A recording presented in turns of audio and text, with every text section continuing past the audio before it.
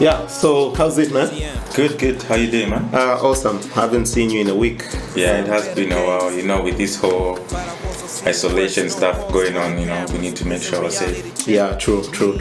But anyway, thanks again for just allowing me to bring the cameras, even as we sit down and just have a throwback look at my music journey. So it's very important for me that I get to show the world some of the people who've been part of the process, and we just get to look back at some of the experiences, the main essence of us meeting in the presence of the cameras today. Yeah, man.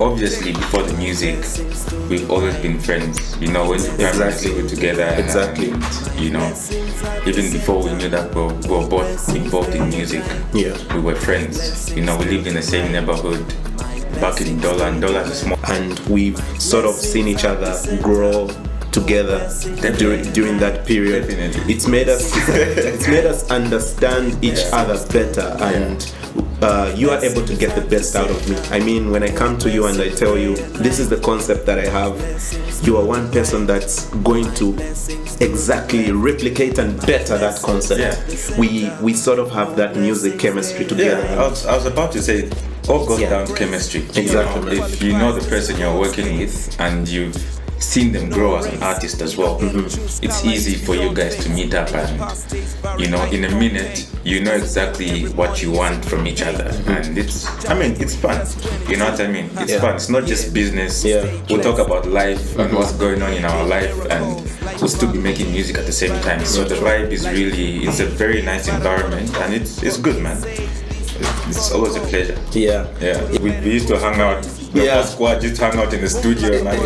And so, by the way, that studio we're talking about was the bedroom. So it's a laptop, just a laptop. Just a laptop and the same headphones with the mic. And he made the beats, and we jumped on it. I mean, it was so exciting, man. I look back to those days in Dollar, and the memories that I'll cherish for a very long time.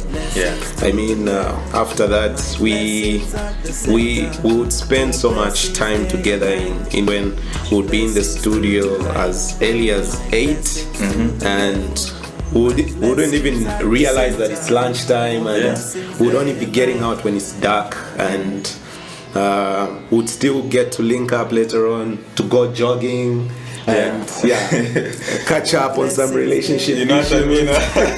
So it's a good thing. So the other thing that I wanted us to talk about was my official first single, Jewish Kings.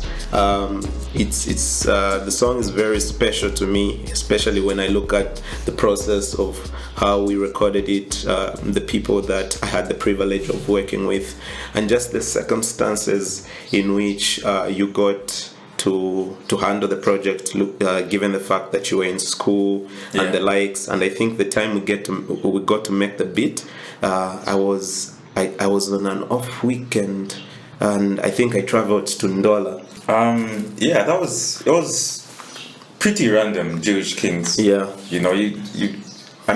would call me and tell me that you had this idea for a song called Jewish Kings, and you explained the whole background to it, and the first thing that came to my mind was, that African, Egyptian, North African sound, where they have like guitars, and not really guitars, there's those banjo-like instruments they have with the flutes, and like in the movies that we used to watch, the Christian movies and stuff.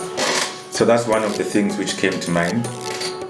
And so as usual, I don't know if you've noticed, I make the best beats when I have an audience. I really enjoy having a presence when I'm working, because I feel challenged. You know what I mean? I feel like, people are watching or someone's listening. I need to bring out the best, and I need to deliver. I mean, this person came to me in the first place with this request. So yeah, those are some of the sounds which came to mind immediately. Is, you know, banjo like guitar with the flute, you know, which explains like you know, which is like, which stands out in that instrumental. And obviously, especially during that phase, we were in this hip hop phase where, you know, 808s were like really popping, and you know, people used to make such music with like heavy 808s. So I thought, yo, why not like move away from the, you know, traditional hip hop, just a plain kick. Why not put like a heavy 808 in there, and you know, just bring all those elements together. Yeah. And yeah, I mean, I remember starting with like one sample, added the next thing, and you were like, you know, you were hyping me up as well, because you could feel, you could see the direction in which I loved it from inception, man, and I could see where we would get to, and to be honest with you, at that point in time, I was just telling myself, you know what, when this track comes out, it's going to be the best hip hop song around. And I was so excited, man.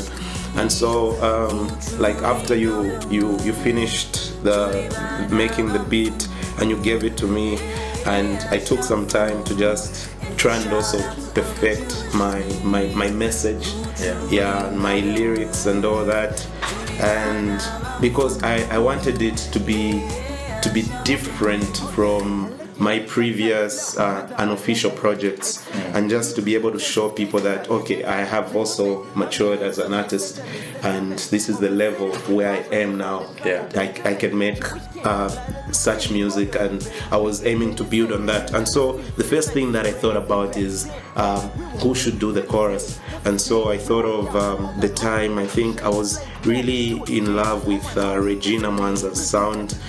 I loved her sound so much. I wanted to work with her. She was one of the people.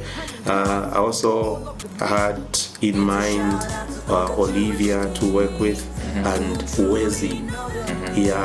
I really loved these three. Then with obviously the help of the internet and Facebook, to be specific, I got introduced to a fresh new artist going by the name of Carmine Esther Chungu. And so she released, was that Shooting Star? I think it was Shooting Star, if I'm not mistaken. She had 2 back-to-back singles, and they were just amazing. I instantly fell in love with her sound, and I became a fan. And I was like, I need to get this girl on this song. And by then, Lombe was helping me with in terms of management, because I had to concentrate on the music and all, like perfecting my craft, and he had to take care of the business side.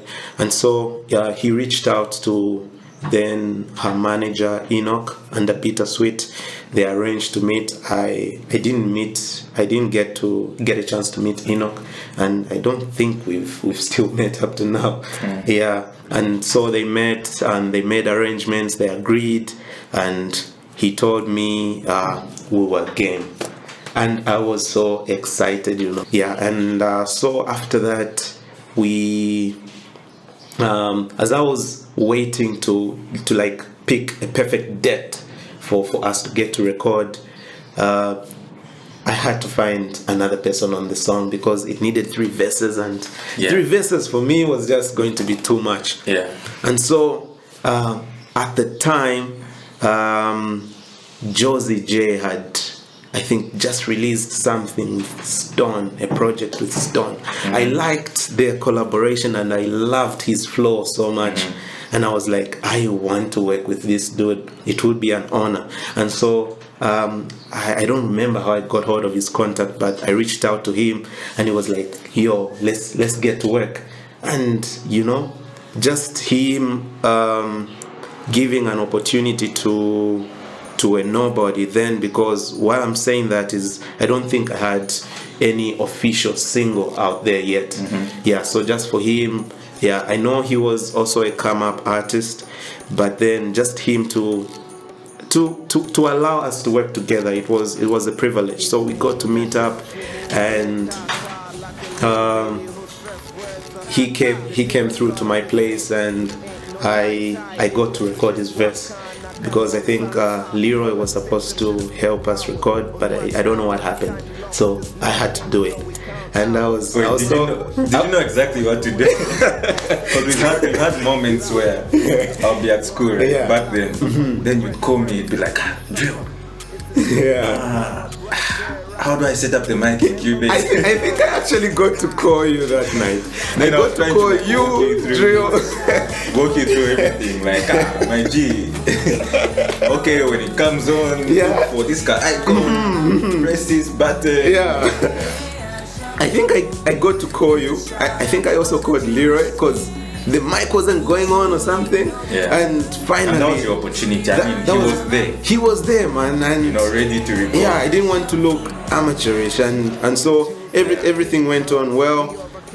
The mic was on. Vocals. I recorded the vocals, and I had to email them to you. Yeah. I emailed you the data. I'm yet to collaborate with so many artists, but at that point, just being with her in studio and hearing her sing and bring up ideas of what could be included and all that, I was so amazed, and I was like, wow, this is the most talented singer. Because do you know what blows me away usually is you're working with an artist and you have this idea that you want them to bring out in a song, and then they're there and they're owning the role that they're playing. Then they're not just following your lead. Exactly. They're like, you know what, you could actually do this. And with singers, what blows me away is the ad-libs. She'll come up with these ad-libs, and you know how they do different voices as well, and it just blows me away. Which takes me back to Esther's vocals when you sent them to me. I was like, wow, I wasn't expecting that. You know what I mean? And I was really excited because I had so much to work with. I even knew exactly in my head. I said, okay, these vocals are going to be stereo. They'll be coming in from this side, and we'll have the main vocal here and a few this side. If you're in production, you understand what I mean. But yeah, so I can imagine your experience in the studio, because it must have been nice. I wish I was there. The excitement of the people that I had on board, and the sound that the finished product that I was expecting to have. I was so put under pressure to have the song released so early, and which to some extent I regret, because maybe the song could have done better, like on the airwaves and all that, if we took time to plan, which are things that later on I got to understand, to say I think it's just beyond what you do in the studio, but you need to put certain things in place.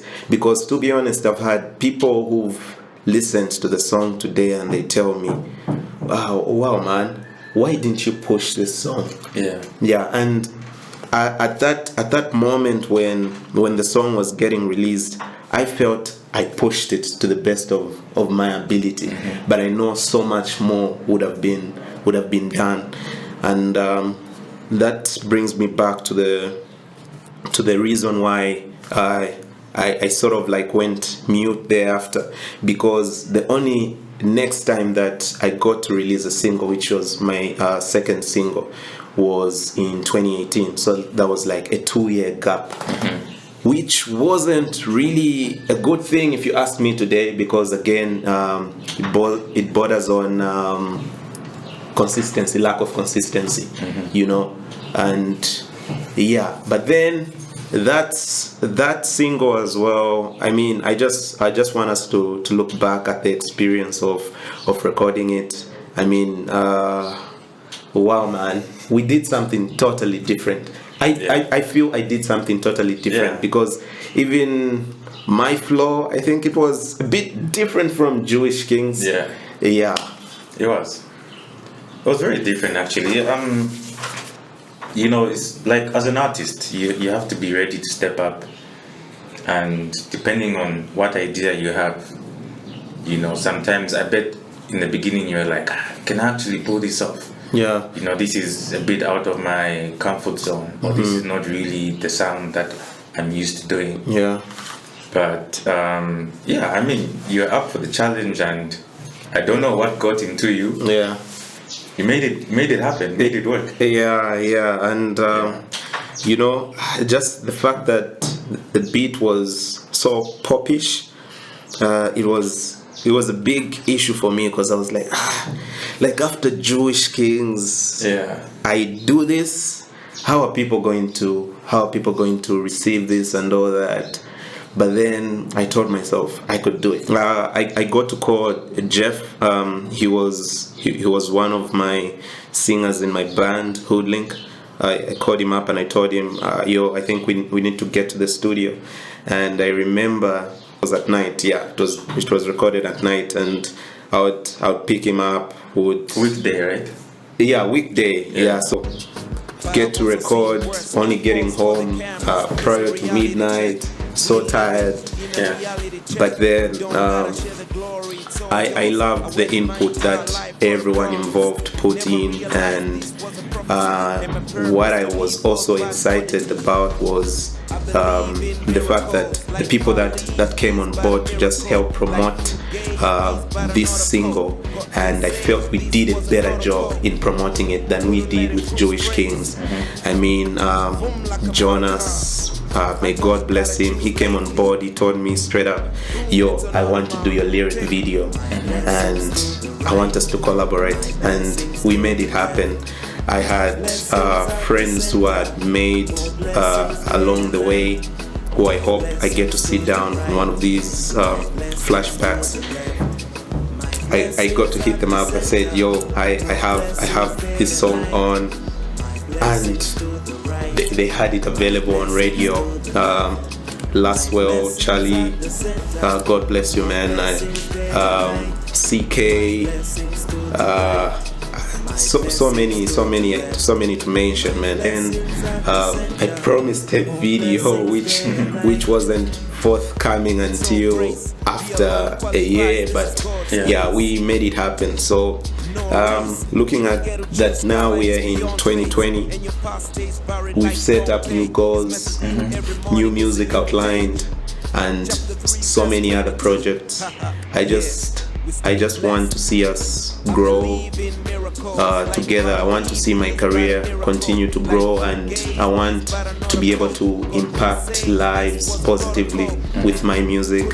I mean, that's the most important thing for me, and I'm just glad that you're still part of this journey. And also, I just want people to be able to have a glimpse. People that get to know about my music along the way get to have a glimpse of where it's all coming from. And so it's also important that they can put the face to the name. When I mentioned DJ Drill, it was my first single produced by DJ Drill, my second single produced by DJ Drill. So yeah, it's a great honor, man, and I look forward to us working together on future projects. Yeah, same here, man. Yeah, same here. We could have been working now, but Zesco, we love you so much, and we appreciate what you're trying to do. We appreciate what you're trying to do, but you're killing us.